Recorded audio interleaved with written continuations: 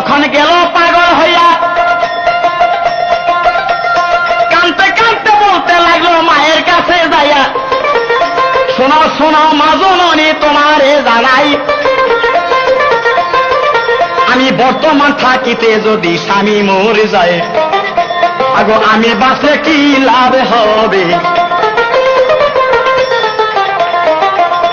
আমি কলঙ্কিনী হব জগতে রে, আমি বাঁচলে কি লাভ হবে।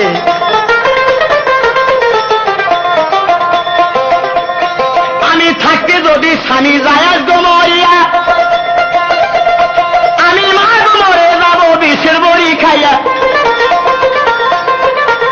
যে কোন বুদ্ধিতে মা দেও না বাঁচাইয়া, বেলা থাকতে প্রাণের স্বামী যাক না পালাইয়া।